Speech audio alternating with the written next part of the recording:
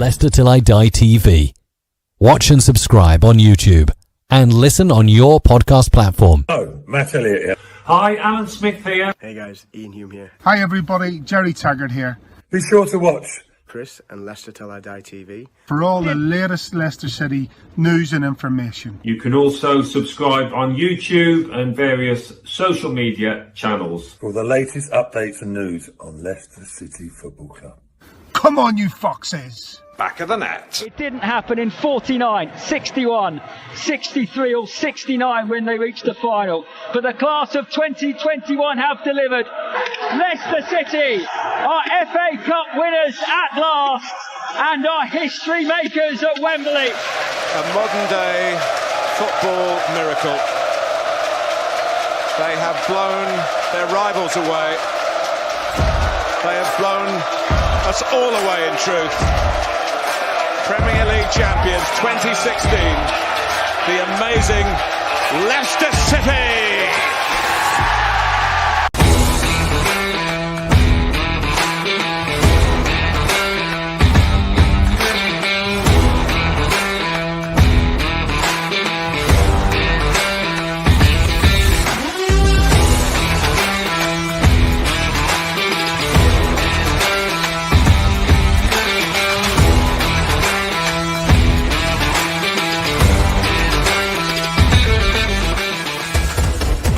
Till I Die TV. Your first choice for everything Leicester City. Tune in and join in now. And now, here's your host. Right, Chris. Well, I've been better, I'm not going to lie. Good evening. How the devil are you all? Oh, got over it yet? I woke up this morning to an email from the BBC saying, could I do a bit on sort of how I was feeling? And maybe I should have gone for a walk if I'd got a dog, taken the dog for a walk first before I actually wrote it. But yes, it was not the fact that we went out as much, but how we went out. But I suppose that's kind of been Leicester's season. The only thing that's kept me going really is the fact that Man United are imploding more than us. Arsenal, I don't know if you've heard the news, but they have put a warning out. Everybody in London has got to stay indoors, and they could well be closing the Thames barrier because of all the Arsenal fans crying because Arteta has signed an extension to his contract. You know it's true, Arsenal fans. You know it's true. This is Leicester Till I Die. We are on Facebook, Twitter, Instagram, and of course YouTube at Leicester Till I Die. Please like, subscribe, and share on YouTube if you can. Every subscription really does help. And if you're listening on your favorite podcast platform, thank you so very much. This is where you can find us. Watch us on YouTube. Listen on your favorite podcast platform or ask your smart speaker to play the podcast Leicester Till I Die. Subscribe, like, follow, and join in now. Broadcasting live worldwide.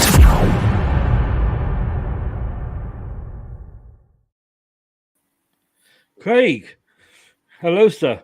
How you doing? I'm just writing a couple of notes there. So must renew season ticket.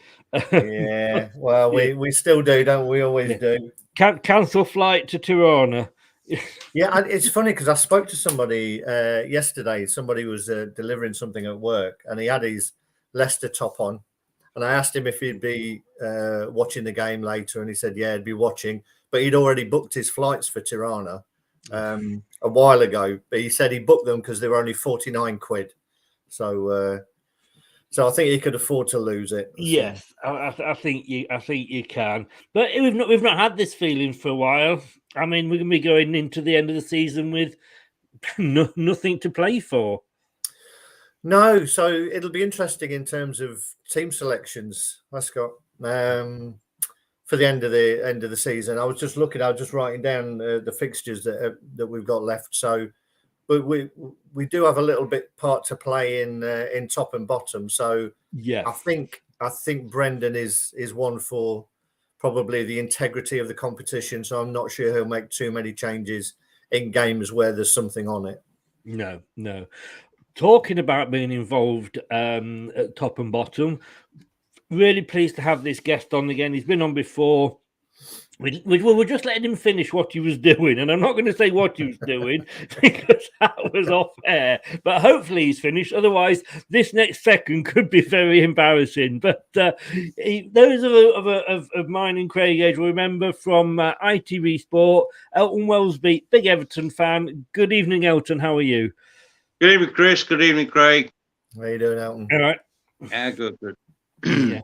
We were just saying before, I mean, Craig said there we've got a big saying, well, not a big say, but a saying sort of the top and bottom. You don't have to beat about the bush where I'm concerned. Just say the bottom. I mean, that's where we are. We're in the bottom three, for crying out loud.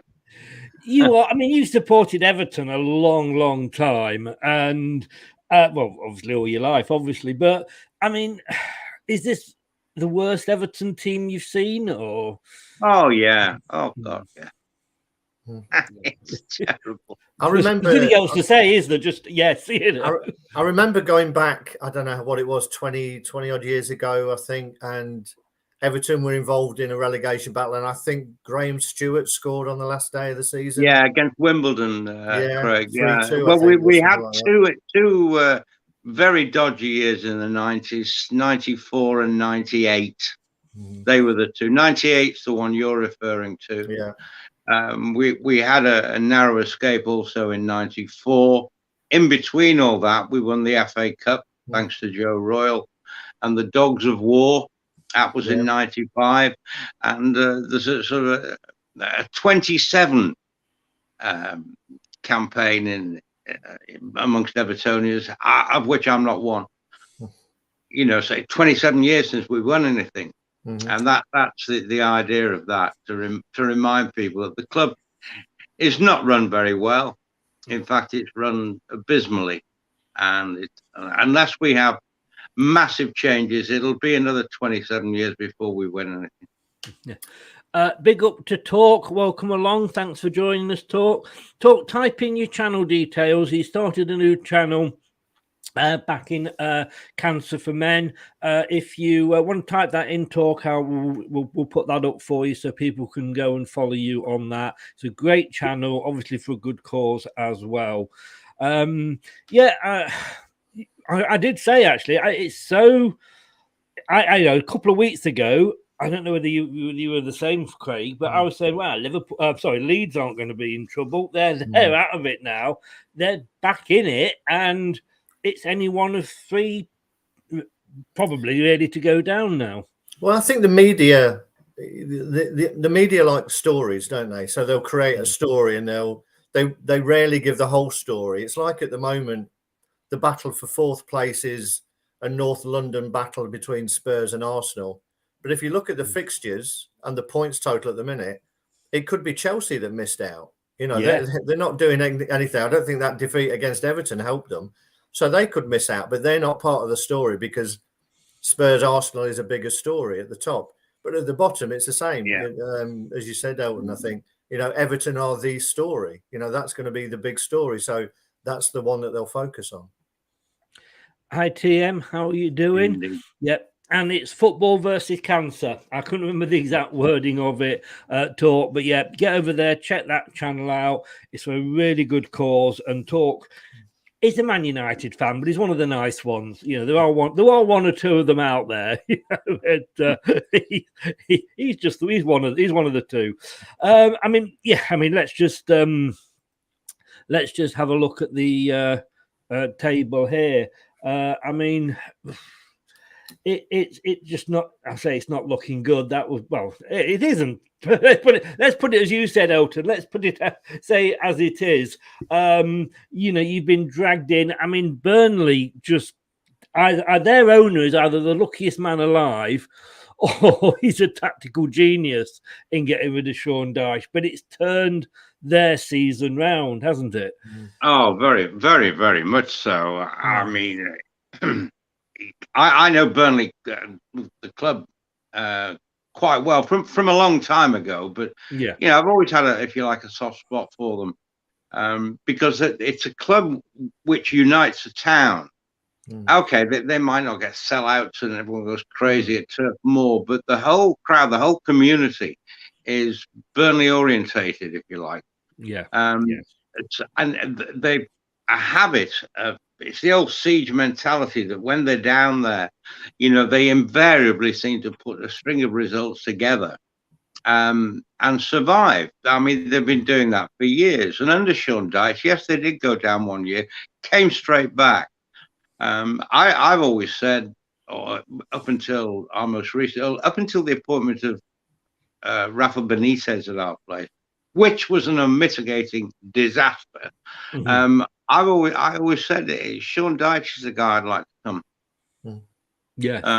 Come to us. And when he was relieved of his duties, I remember tweeting pretty much at the time, I just heard. And I said, great news for us. Us being Everton, obviously. Yes. Great news for us, because I think the guy's a fantastic manager. I don't know him, so I'm not speaking with any bias. But I just think for what he's done there on the budget that he's had down the years, I think he's been enormously successful. Yeah, I mean, when he was sacked, that was my initial reaction was, wow, that's great for us. But then I thought, the other thing I thought when I saw the news was they've got Sam Allardyce lined up to come in, red Adair. Yeah. But no, they stuck with Michael Jackson. Yeah. And wow, well, he's certainly nominated, one of the nominees for the April Manager of the Month, along with the obvious candidates, Klopp, Guardiola, there's another couple. And I think he'd probably deserve it. It's a harder job down there. Deserved it. My initial reaction to seeing those nominees was that it's got to be him. Yes. You can't give Manager of the Year or Manager of the Month, whatever it is, to the guy who wins the championship every time. But there are jobs being done out there which are enormously creditable, enormously definitely. under circumstances which are far from ideal. Yeah. I mean, I spent 20 years of my life in Burnley. All my kids were born in Burnley. And you were born in Burnley, and it was like, this is your mum and dad. You vote Labour and you support Burnley. Yeah, that's how you were brought up. Absolutely. My kids, I did say to them when they were growing up, I mean, my eldest is the one that's into football more than any of them, but I said, I don't mind if you support Burnley because that's your town of birth and, your friends and you live there. I said, you can support Leicester because your dad does, etc. But you're not supporting Liverpool, Man United, Spurs just because they're on the TV. But I think possibly, Craig, I mean, looking at Sean Dyche, and we'll just look at that for a second, because Talk says here, I think Sean Dyche got to the point where he wasn't a bad manager and he'd done a lot there, but there just comes a time when the manager's gone as far as he can do with the club. And Talk says there, has Rodgers played his part and now it's time to move on? Would you agree with the thing? But I don't think Rodgers has come up to his time yet. No, I was talking at work today about Rodgers, and people will tell me if I'm wrong, but I don't think, when you're at the elite level, I'm not saying Leicester are at the elite level, he's only had really his time at Liverpool at an elite level, and then in Scotland. But I don't think he's ever been in a position where he's had to rebuild a team. So I think this will be the make or break of Brendan Rodgers, to be honest, because he's had success with Leicester, but he's never been somewhere that's given him money to then rebuild it. And that's what he's going to get at Leicester. So I think I'm of the opinion that he's got more in him. He's frustrated because I like what he says, but it doesn't always show out on the pitch. We can all see that we lack aggression, we lack physicality, and he comes out and says it. But now he needs to follow that up and actually do it. But I'm quite enthused to see how he will build on the basis that we've actually got. I mean, everybody was saying with Brendan, well, Liverpool fans mainly, like, oh, it's third season syndrome. He always has that. Well, he was never given the chance to rebuild. Exactly. And, you know, we know the Wengers and the Fergusons did do rebuilding. Talking of managers, when you mentioned before Benitez wasn't your choice. I thought he was going to do well for you, to be honest with you, only because he's done reasonably well wherever he's gone. But obviously it was, like you said, an unmitigated disaster. Was Frank Lampard the man? I mean, time will tell, I guess, but was Frank Lampard a welcomed choice, shall we say, for the job? Well, there appeared to be a short list of three. God, I've forgotten his name, the Portuguese guy, with no significant track record whatsoever. No. Duncan Ferguson and Frank. Now, Duncan might become managerial material in a few years. He needs to leave Everton and manage somewhere, learn his trade, as it were. If it's just a case of being an Evertonian and having, you know, Neil Satis, Nisi Optimum and Rupert's Castle tattooed on you, that doesn't make you a good manager. It makes you passionate and it makes you appeal to the fans, definitely. But I think Duncan needs to leave Goodison. I think he needs to get a manager's job somewhere and learn about what the job is. Does he want the job? I mean, he's always stood in, hasn't he? He's always stood in as the caretaker. Does he want the job? Well, yeah, he was caretaker for one game after Benitez. Not one game. There was the Villa at home, which everyone thought, this is it, we'll be fine now. Duncan's back in charge, and you know, we'll get through on sheer guts. It didn't happen, you know. It didn't happen,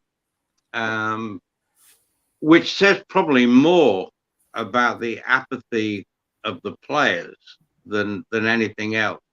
If Duncan Ferguson couldn't get a tune out of them in terms of grit and determination, then I don't think anyone could. That's my view. Yeah. So Duncan wasn't ready, and what was the name of the Portuguese? His name just gone. Nuno, was it that was at Wolves?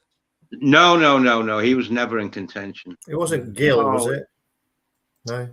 Look, it doesn't matter. He doesn't matter. I mean, he's ridiculous. He did a live interview on there was a big meeting in London at Bill Kenwright's place. Well, and there were three interviews taking place. There was Lampard, the guy's name I just can't remember, and Duncan Ferguson.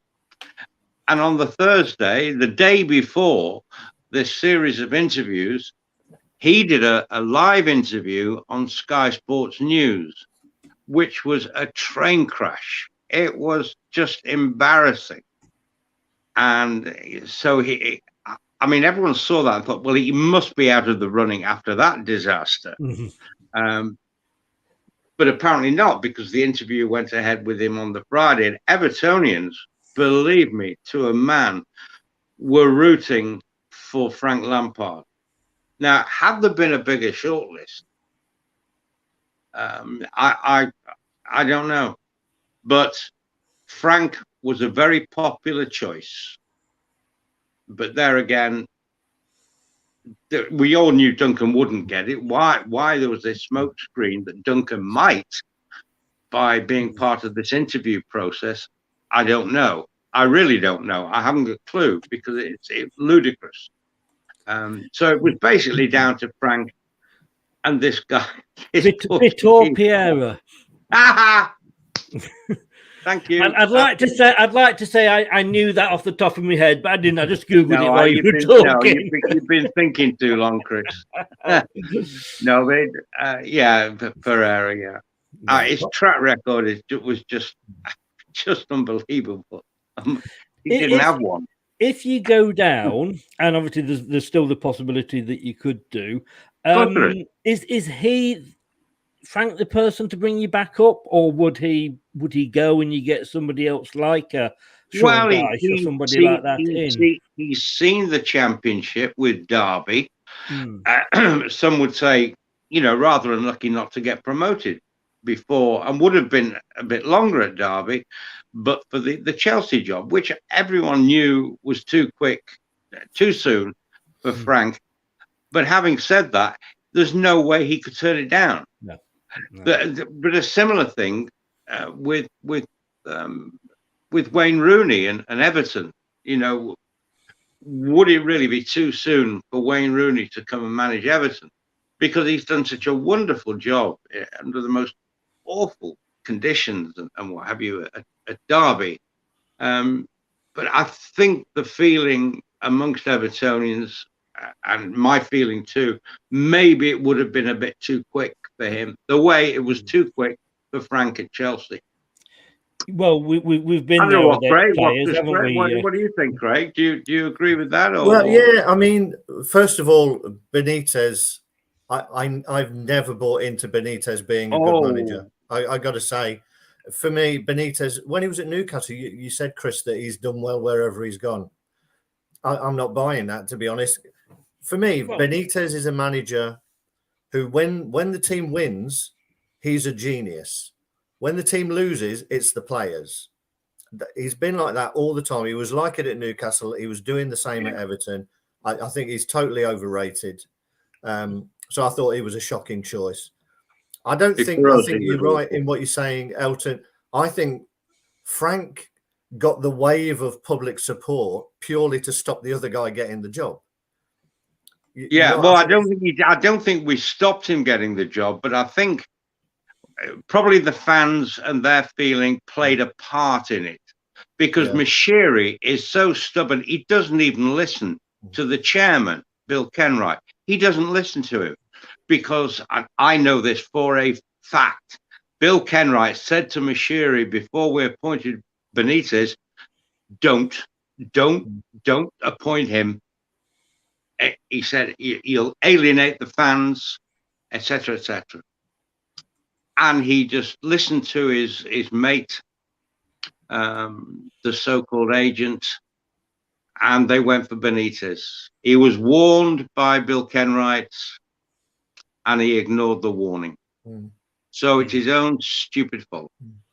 The Wayne Rooney thing's an interesting one. I think if you do go down, I mean, we'll talk about it a bit more later. I think you'll get out of it, to be honest. But the Wayne Rooney Championship's not an easy thing to get out of. I mean, you'll get out of it this year. I think you'll get out of trouble. Oh, good. I think you'll scrape this player. Yeah, if you go down, I'm not so sure, because I think that you'll have a lot of players on a lot of big money, and there'll be a lot of changes. But Rooney, it's a tricky one, isn't it? I think he's done fantastically well at Derby. To get them even within a shout of being safe was phenomenal, to be honest. What was it? Was it 21 points? Yeah, 21-point deduction, and for them to still be in it with like 3 or 4 games to go. That's ridiculous. I mean, they'd have been comfortably halfway, wouldn't they? Yeah, and that's a squad that hasn't got a lot of quality in it. So he must have something about him, Wayne. I thought after the last game, when they were actually relegated, when it was, they were gone. Yeah. I saw a thing on probably Twitter actually, which obviously some Derby fans or a Derby fan have posted, where he came out and talked to the fans. I saw that. Yeah, I thought, well done you. I think a lot of them had gone down to the training ground. They've gone down to the training ground, and he came off the coach and he went and addressed them and said, we'll all fight to get back together. But it was a conversation. It wasn't one of those, and he obviously is loved by the fans. That goes without saying. But it wasn't a case of, you see some of these scenarios where it's Rooney out, off, leave our club and all that. it wasn't. It was constructive. It was a conversation, and he had that conversation. There were no raised voices. I was hugely impressed by that. Well, he had chances to walk away, hasn't he? And he's not. He said he was going to see this through. He didn't even want to get in the conversation about the Everton job at the time. No, he didn't. Quite right.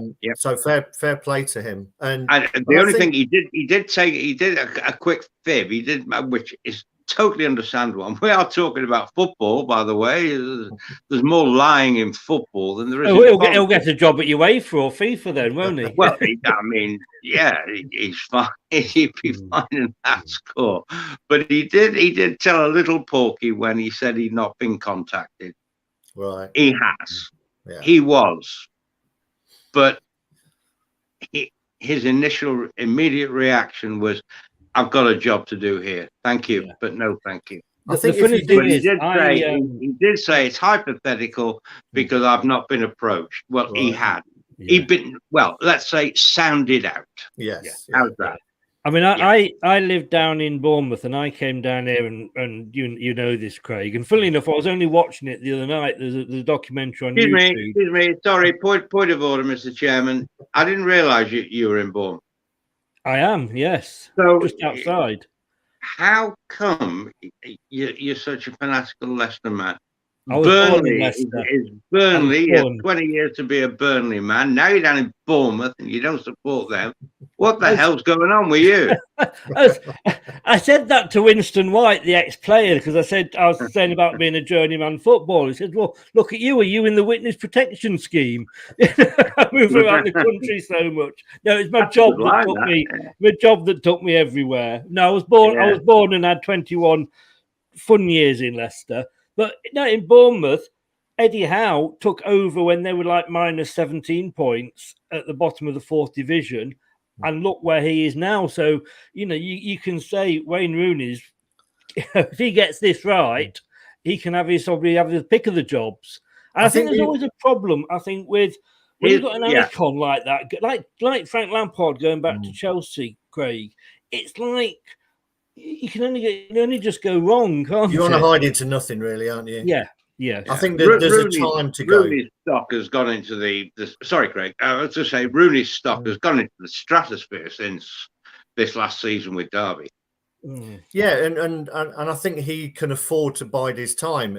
It's a difficult one, isn't it? Because if he has a great season, his stock rises. If it's a bit mediocre, it's a trouble. It's like a player deciding whether to stay at a club or go because he's had a great season. He may never get another chance. But I think Rooney, and from what I've read about him and the things he's come out and said, I think he's a bit of a student of the game, and I think he's taking this second career really seriously, and he'll take his time. Oh, definitely. And not rush into the first job. I didn't, and I have to eat humble pie here because I didn't think he would do the job that he has done. And I think, in a way, like I say, if it doesn't work out, he's got the excuses there. Well, look at the trouble they were in, and we haven't got new owners. We'd gone, but blah blah blah. And like you say, if he does, his stock will just rise. And maybe he looked at the Everton job, Elton, and said, "Not now." It's too much of a hot potato. Yes, but not now. Not because Everton are badly run. They're in the shit. I don't think that was the not now. I think the not now was purely because he feels he's got a job to do at Derby. And at the time, there was no certainty that Derby were going to go down. It was highly likely, but it wasn't certain. So until it was mathematically impossible for Derby to stay in the division, I think Rooney had the integrity to say, no, I've started this, I'll finish it. And I think, I think the important thing, if you did go down in terms of Frank, you'll get a lot of people who are saying this will be good for Frank. He'll be able to earn his spurs and learn his trade a little bit. But that shouldn't be the case. It should be what's best for Everton, not what's best for Frank Lampard. Well, you won't find Evertonians subscribing to that view.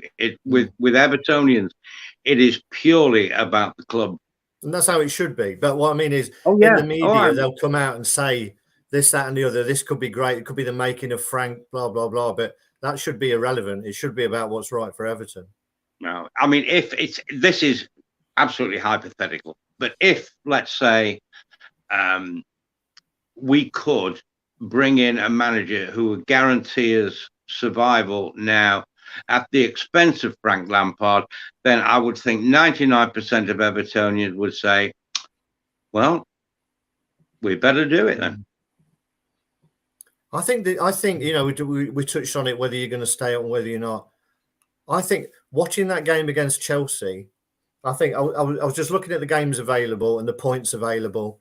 And the reason I think you'll get out of it is because you've got 2 winnable games at home. And I think those fans made all the difference against Chelsea. Oh, they will. Frank is saying the right things, by the way, because in his after-match interview, I don't know whether he was directly asked. I can't remember whether he's directly asked who was your man of the match, but he did actually say the fans were the man of the match.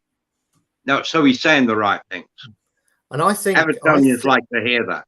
Yeah, I think it's going to be really interesting, the game on Sunday, to see whether the team can translate that kind of energetic, up and atom performance without a packed house behind them. You know, you are 100% correct. Our problem has been, certainly since Frank's been with us, and before that, under the other fella, the little fat Spanish waiter, as we call him, has been away from home. We have been deplorable away from home. If I can think of a stronger word, I'd use it. Or I'll tell you what, Elton, that's your form there. I mean, I've jumped to it now. We're going to do it later, but I've jumped to it now. But your away form, you've played 16, you've won 1 away all season. Your minus 22 goal difference. Mind you, it's always, whenever there's a record to be broken, play Leicester, it always helps, doesn't it, Craig? It does. But I mean, that's probably what's let you down this season. Ask me now. Ask me this. How's it going to go on Sunday? How's it going to go on Sunday, Elton? I haven't got a clue. I walked into that one, didn't I? Because I have no idea which Everton will turn up. And whether the Everton who can perform the way they did against Chelsea with that sensational backing of 40,000 fans, our away support, in my view, is unmatched by any other team in the Premier League. It's phenomenal. And they do it week in, week out, and they watch. Away from home, they watch shit every time we play. And they still go back for more. And those who go home and away will say exactly the same as me, as I'm saying to you now. We haven't got a clue which Everton will turn up at Leicester City. Not a clue. We could say the same, couldn't we, Craig? I mean, this Craig is Leicester's form. 50% win record at home. Plus goal. I'm glad you put a caption up that I can actually read and see. My bins are. But I was doing it earlier, and I was struggling to see the other one. I thought, no, I can't use that. I've got to use this. I didn't see that one at all. So I mean, Craig, it was 1-1. It was 1-1 a few weeks ago. We've just seen it was at Goodison Park. We've seen it's a different Everton when they're at home, but they're fighting for their lives. We kind of, after last night, we've got nothing to play for, really, have we? So, first time I've not actually predicted a Leicester win on this one. Well, I think the thing is, I don't think Everton can afford to just take a point and be happy with it. Actually, our feeling, Craig, is that I mean, obviously, on Twitter, I get to gauge the opinion of the fans. And basically, they follow what I think. And that is, we would give us a point now, we'd have it. Yeah. Put it that way. I'm not saying I don't think that would be a bad result, but I don't think you can come and play for a point. Oh no, I'm not saying that at all. Yeah. Oh no, which means which gives us more of an opportunity. I think when teams come out, and if you want to try and make it a high tempo game, I think we've got more of a chance of our. And I don't mean this disrespectfully. Our better technical players on the ball will give us more of a chance. Having said that, you'd have expected that of Chelsea, but I think they got wrapped up in that 40,000 crowd. Oh, without doubt, it was intimidating. So I think if Everton come out and play, it will help us, to be honest. Because it depends what you mean by play. Now, there's only one way we could. What we do is we pack up. We don't play 5 at the back. We play more like 7. It's a 2 banks of 4, if you like. But the players, you've got Richarlison and Gordon running channels, left and right hand side, running channels, running to try and run behind. And that is our only tactic that can possibly work. None others, because we don't have a creative midfield. Chris will tell you, Craig, I said before on this show, I said before the game at Goodison between the 2 clubs, 8 of your players would walk into our team. 8. I mean that. I haven't changed my mind to this day, and I'm even basing it on what I saw against Chelsea. I still think 8 of your players would walk into our team. I think most did walk because they don't know how to run, do they, Craig? As we say, but as we saw last night, our Achilles heel is set pieces, but we really don't have the guile to break down a packed-in defence. So it could be that if you do that we get frustrated and you can hit us on the break. I think Gordon's a fantastic player. I think he needs to cut certain things out of his game, but I think he's a fantastic talent. You mean the bits of his game that he's obviously picked up from Richarlison? Exactly, yeah. but he is a great talent. He's a terrific talent. He really is. Yeah. Sorry, Chris. Just a quick one. It seems to have gone quiet on the last couple of days. The incident with Richarlison and the flare. Well, quite rightly, quiet. It's pardon. Do you want to rephrase? Been put on the back burner or back burner? Very good. He'll probably get fined eventually. Listen, one thing that Richarlison's got, which a lot of our players don't, he's got a passion for the football club. He really has. He's a Brazilian, from the slums of Rio kind of thing. But he's developed a love affair with Everton. His work rate is second to none. It is phenomenal. And when he scored that goal, which he argued certainly the most important goal he scored for Everton, one of the most important goals in the history of Everton Football Club could have been that goal against Chelsea. And there was a flare on the pitch, and he picked up and he threw it back. I said on one podcast I did shortly afterwards, what's wrong with that? He was just returning the gentleman's property to him. That was all. He's a South American. It was spur of the moment. It wasn't evil. He wasn't trying to hit anybody. He wasn't throwing it to the disabled section. Oh, bollocks. Just say it's just one of those things. He's excitable nature. A very exciting situation that he was in. Yeah. Would you do it again, Richie? Well, not if I thought about it first. No.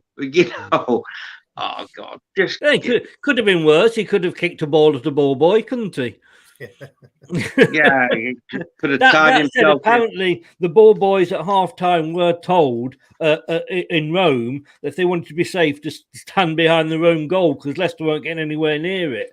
So it would have been safe for them. You're talking about Achilles' heels. I didn't see the game. I wanted to watch Rangers, and I don't think I made a bad decision there. No, But no. And your congratulations problem, to Rangers. Oh, really. Mm. It was old school because Ibrox is old school, isn't it? You know, it looks like Goodison, except it's in Scotland. I thought it was a terrific occasion. I really did. I really enjoyed it. So I didn't see your game, but again, I saw you got 0. You just don't seem to be scoring enough. Like you should have had us dead and buried at Goodison. You should, and you didn't, and that's what gave us eventually the opportunity to get what could, in the final analysis, be a very, very valuable point. It could. I was going to say, did you go to that game, Elton? No, I didn't go. No, I didn't go. No, I don't. You went to the pub, didn't you? That's right. I pick and choose now, but I mean, I don't. Everyone knows that, and I don't make apologies for it. No. Craig, I had my first appearance as a fan, that is, at Goodison Park was in 1962. Wow! Wow! You think you're old? I was a year old then. And Craig was only 10.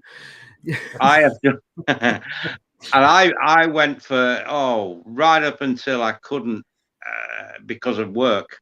Yeah. You know, working on a Saturday is as I used to do every week. But of course, donkey knows how many years precludes you from traveling and watching your club away from home. But I did it for years. You know. I don't have to justify myself as being an Everton. No, we wouldn't expect you to. But Craig, looking back at that game, typical Leicester, wasn't it, this season?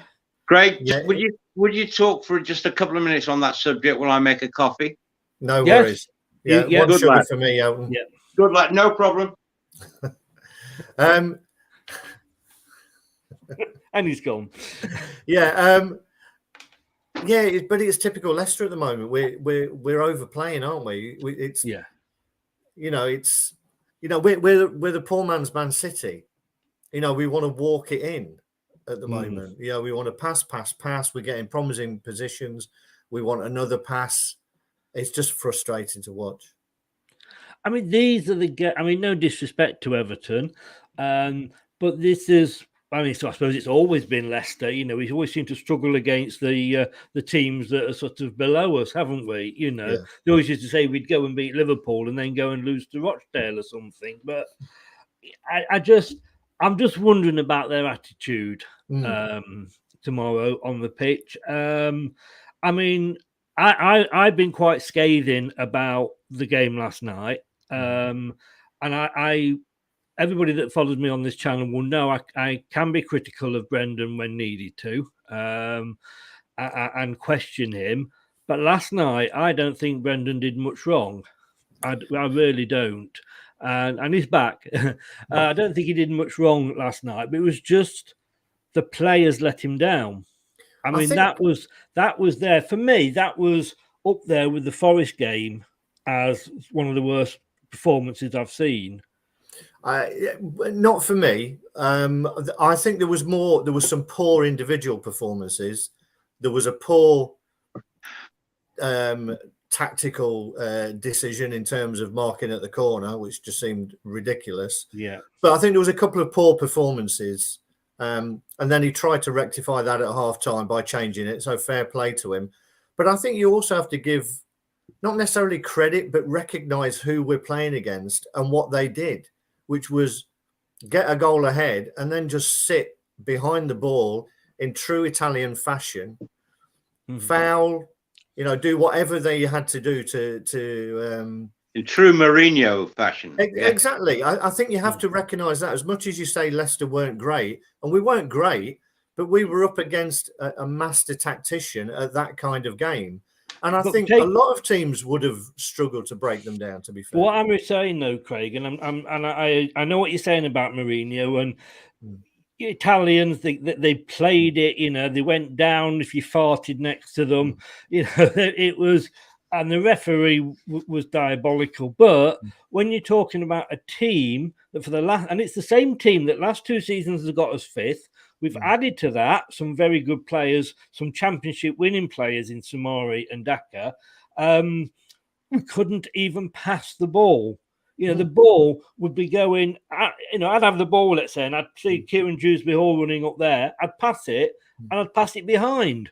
That's what I mean. I think he was, not what he was running to, and it'd go out. But I've got the ball, and I'm looking. I've got a player next to me to the right who's not marked. I've got a player up in front of me that's marked by 2 Roma players. Oh, I'll pass it to the bloke that's being marked by 2 Roma players. It's the simple things last night that we didn't do. And I tell you something, I honestly think if that Leicester turns up tomorrow, Everton, because I know they're poor away, but they're fighting for their lives, I think they'll get something if that's the Leicester that turns up. You're borderline Kevin Keegan there.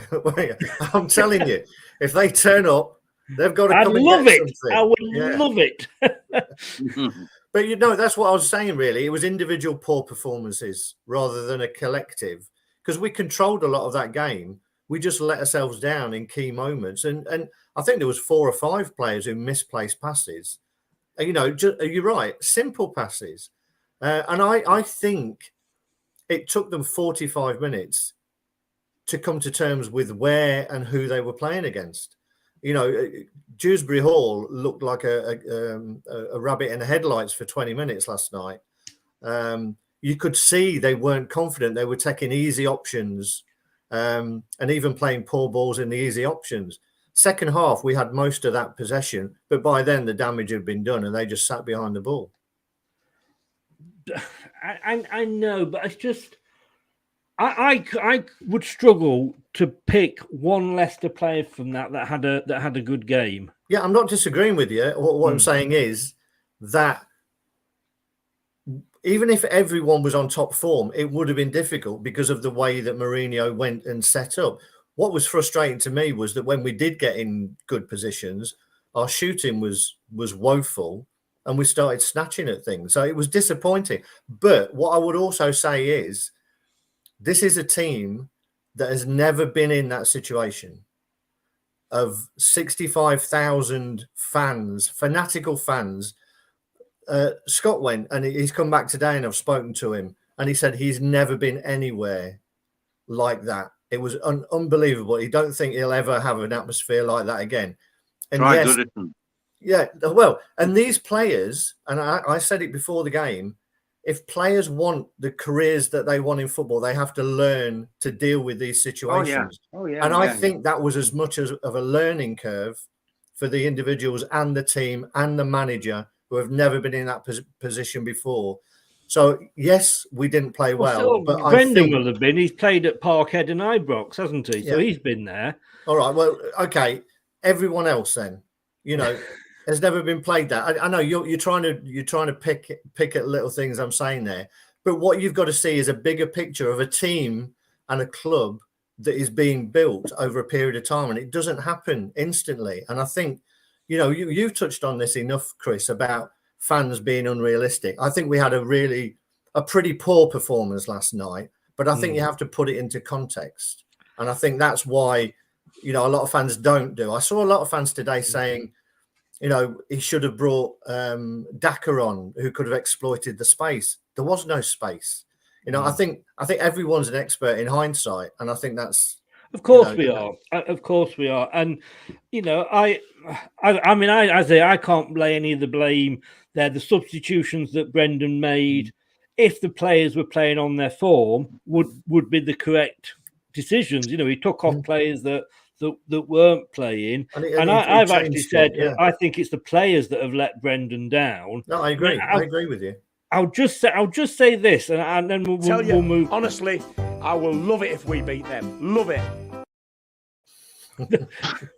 And there we go. It's almost like this was rehearsed. I mean, Elton, sorry, you stood there very calmly. No. And let us have our rant. But I couldn't be a part of that anyway because I didn't see the game. So no. But I mean, knowing this, and you've obviously looked at the scores and saw what had happened yesterday, and these are the forms going in. As an Everton fan, are you looking at that and thinking like, well, we've got to watch Leicester because we might get the sting back from the fact that they've been knocked out the a cup at a semi-final level. Yeah. Or do you look at it and think like, oh, they're going to be really down and. Yeah, I don't know, and neither do you.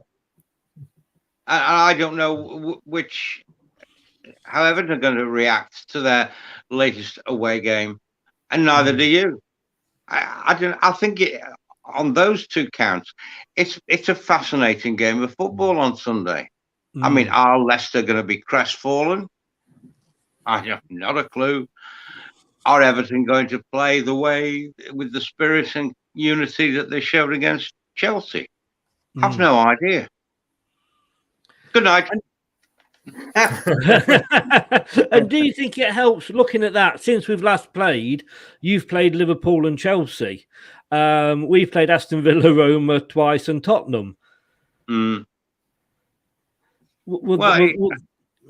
Are you going to be ring rusty or are you going to be rested? I suppose it could be either way, couldn't it? I don't know.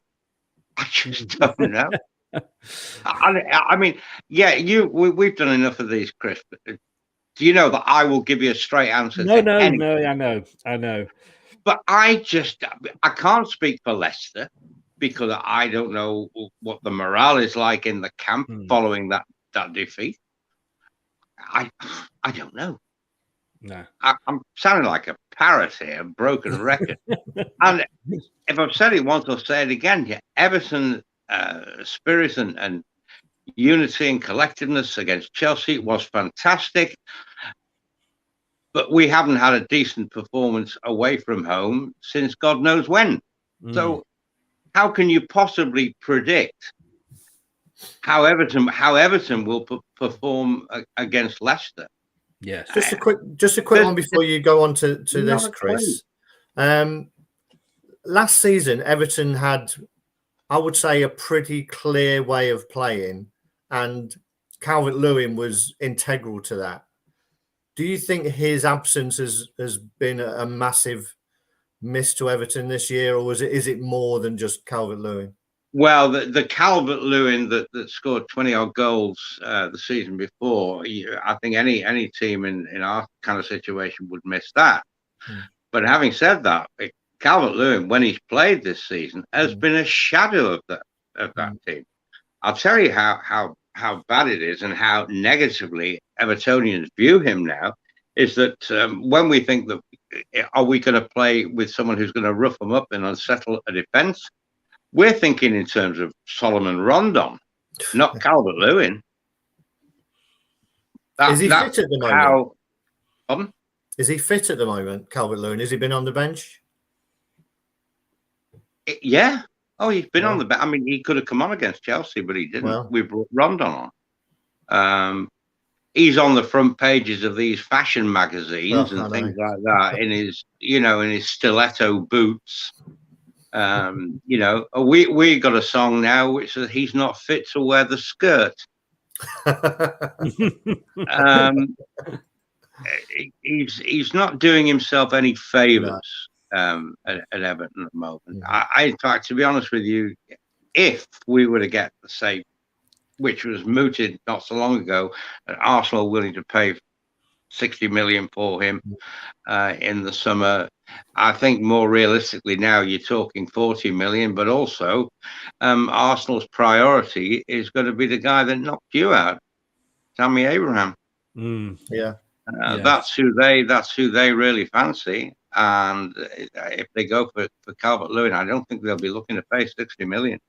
No. But if we could get at the moment, if we could get 35, 40 million for him, I'd back your hand off. Yeah. Terry says here, Craig, what will be interesting Sunday, whether the attendance is down after yesterday's shambles.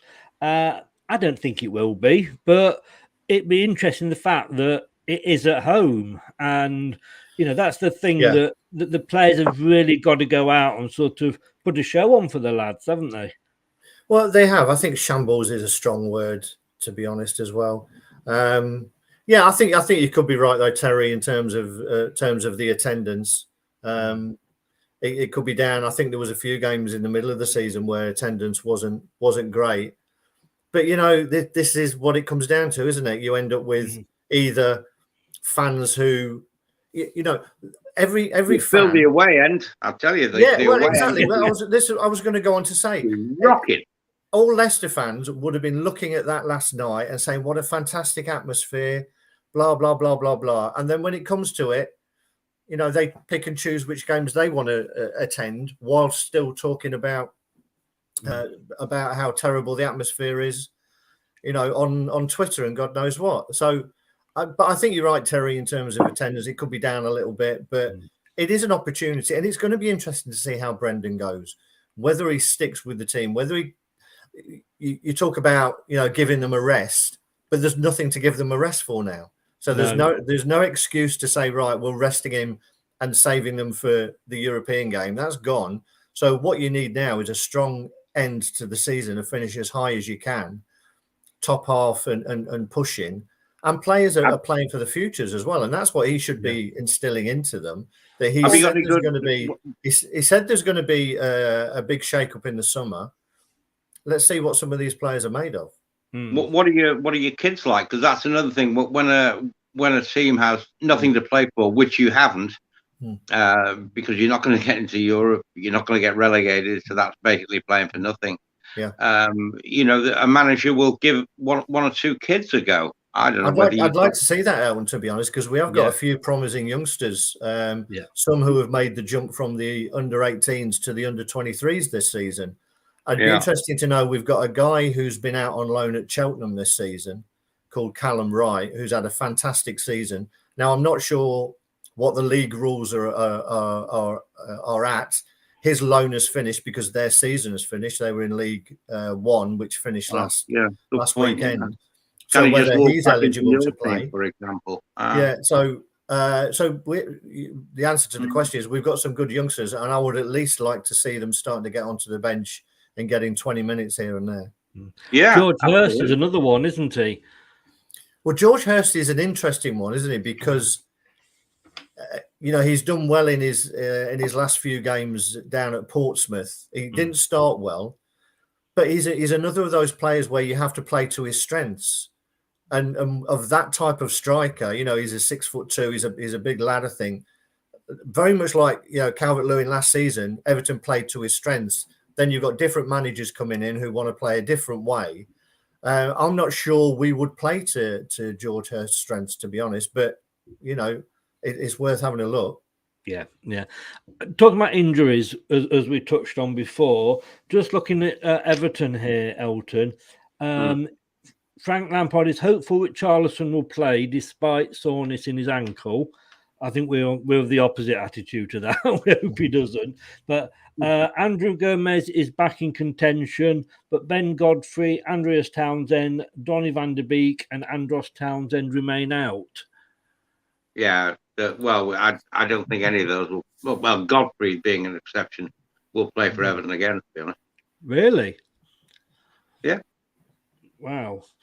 I mean, I've got to say, I mean, I think it was Andros Townsend that famous pick when you signed him that looked totally miserable to be signing.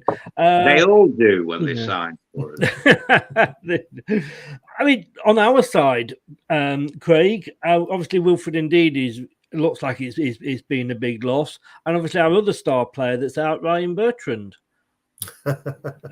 or his French cousin Andre Bertrand. Yeah, I think we've pretty much got a clean bill of health from an injuries point of view. It's going to be the fatigue and the mental side of it, I think, in terms of what kind of performance or who he puts out. I would think they'll be having a good look at them in training today and tomorrow and deciding after that. Yes. Well, let's get on to score predictions, as we always end up with. I've gone from a loss. I actually predicted a loss on a show earlier today that Everton would win. Whoa. I know. I there's that feeling that now we've got nothing to play for. It's like when you get relegated, isn't it? Once you've gone down, well, the pressure's off, but we've had such a thing like, oh, wait till so-and-so's back, and when Jamie's back, and when we've got all the injuries, well, it's all there now. We're still not performing, but I've actually gone for a 1-1 in the end. Ian Marshall's gone for a 2-1 to Everton. I think might be a bit of a bias in there, to be honest with you. Steve Walsh has gone 3-0 to Leicester. Tags has agreed with me at 1-1. Steve Linitz has gone 2-1 Leicester. Ian Wilson, he hasn't got back to me yet, so I'm still waiting on that. And he's ex-Everton as well, isn't he, Ian? He's probably sitting on a fence somewhere.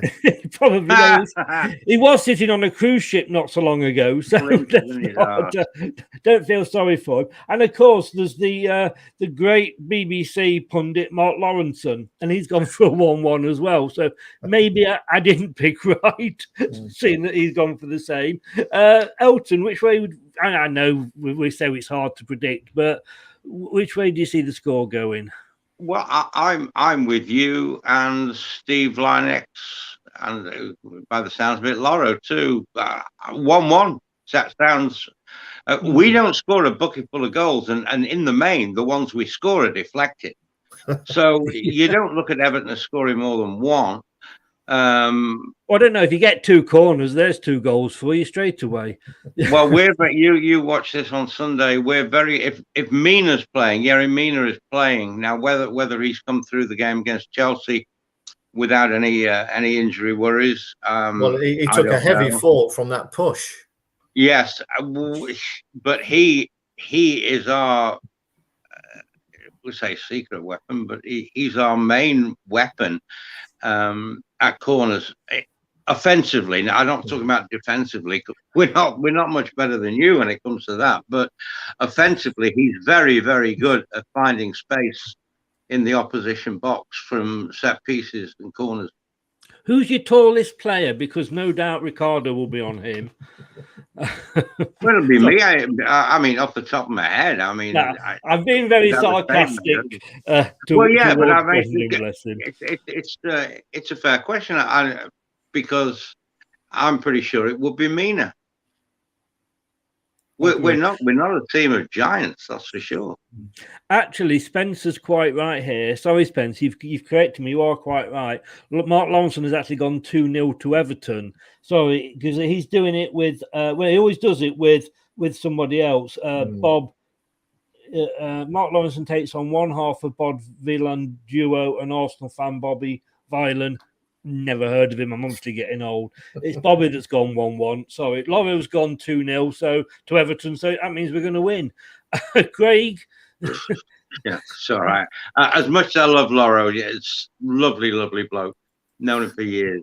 Yeah, I don't know where he's got that from. I really don't. maybe he's got a bet down the bookies. Well, that could be. You get bloody good odds on Everton winning 2-0, I'll tell you. I'm sure you would. Craig, what about yourself? Well, as Elton has said all the way through, it's really unpredictable and difficult to come out with anything. I know, which is why I'm asking you. Yeah, I know. You know what, Chris? I don't even think I'd bet any of your money on this. Thank you. Yeah, I think that the home crowd has got a big part to play in this on Sunday as well. You know, because in theory we can play with a bit of freedom because we haven't got anything to play for. So we can play with a bit of freedom. You would hope, and if we do that, then we've got players who can play really well. But if they try things and they don't come off, then I'm not sure the crowd will like it too much, and they can get on the back a little bit. I'm gonna say that we'll edge it 2-1. 2-1. Well, fingers crossed that you're right and I'm not. Elton, that wouldn't surprise me, Craig. Seriously, it wouldn't surprise me. It's going to be interesting. It's going down to the wire. It could be one of those last day. It could be the most exciting last day we've ever had, with the title still being up for it, the top 4 and the relegation places. But and then you got little old Leicester stuck in the middle doing absolutely nothing. Sorry, Craig.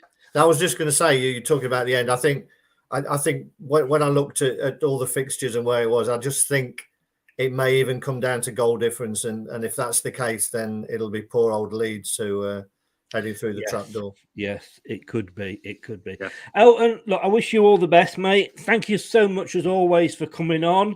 No problem. Pressing the right buttons, as always. Well, it's been a doddle, you know. Yeah, I've been so relaxed and so reassured that the technical side of things isn't going to blow up, that I was able to go make a cup of coffee. Well, this is it. You went for a coffee in the middle. You're an expert now. You're an expert.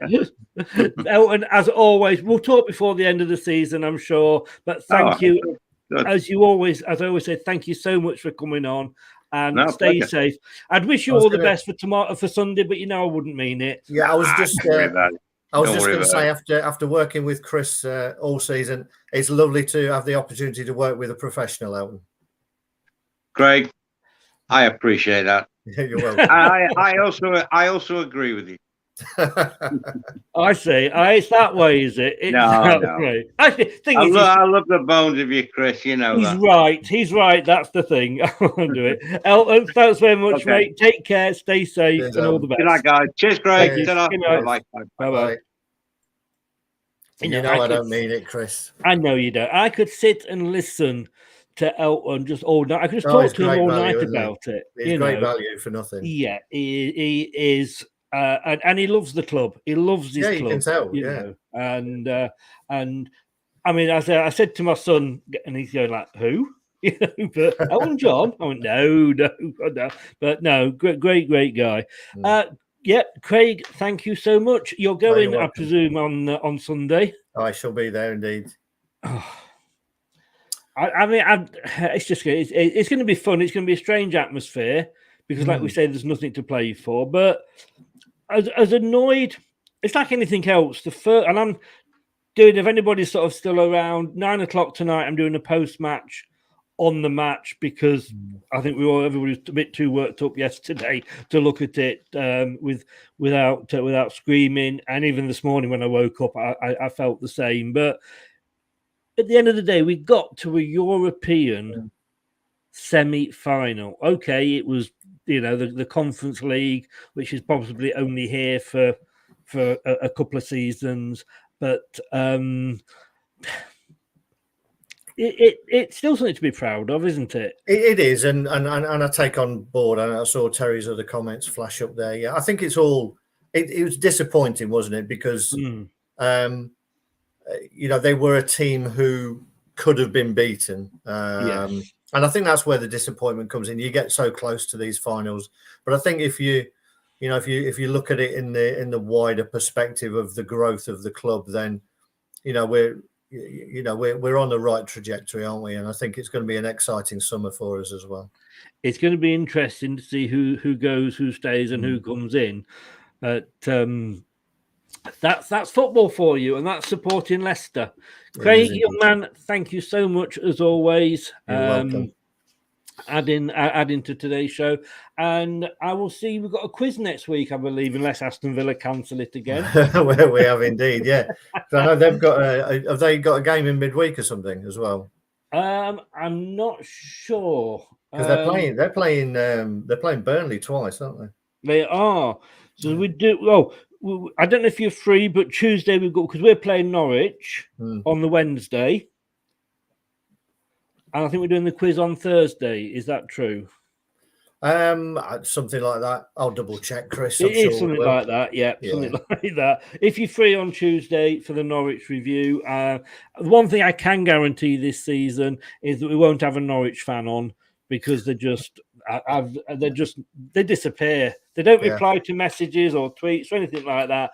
I've got to be honest with you, they are probably the most ignorant fans in the division at the moment. But then again, they've got a lot to be annoyed about. TM, thank you so much for that. Says who's going down. Saying gutted for you last night. It's football. It's football. And you've got to look on the fact that we got, and I say there, whatever you say, there were 16 clubs in the Premier League last night that would have swapped places with us. You just want to be involved in these big games. We've been many years where we haven't been, so The funny thing is, during the first leg, when I think West Ham had gone 1-0 down, but they'd got it back to 1-1, we were losing. Hiya, thanks, Nippon. Thanks very much. Hi, Michael. How are you? When we were sort of 1-1 and what have you, it was a case of I thought we were going to be the only, because we were still 1-0. Yeah, we were going to be the only club that was losing. And then you look at it, and out of 4 clubs, only Liverpool have got to the final. Yeah. I mean, it's bizarre. I think that was. I mean, it was a big game for us. I think it was a massive game for Roma. I'm surprised.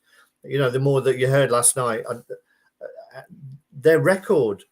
You know, the size of club for the record. I think 91 is it, or 81 since they were last in a European final. You know, you view them as this huge club, and they are a huge club, but their trophy cabinet is about as empty as Spurs. But hey, if nothing else, we got to see Jose cry. That's true.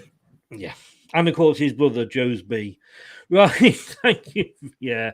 Oh, I'm sorry. Thanks very much, Craig. And Anthony, I see you. I'll just do the outro and I'll come and have a chat with you. Thanks very much, Craig. All the best, You're mate. welcome. Enjoy the game and stay safe. Cheers, mate. Cheers. Thanks Bye. very much. Thank you. Going to be back at 9 o'clock tonight with Brad. Like I say, we're not only going to be looking at last night's game, but we're going to be looking at the whole European journey that we've had this season and review the whole thing. So it's going to be interesting. And yeah, cheers, Craig. All the best, mate. Take care. And that's at 9 o'clock. Same channel. Don't touch the dial, as they say. We're going.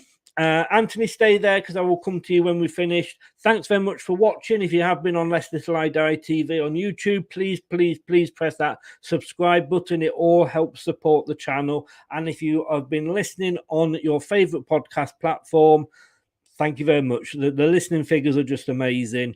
And don't forget, if you've got a smart speaker, just say play the podcast Leicester Till I Die, and probably unlike your missus, it will do as it's told.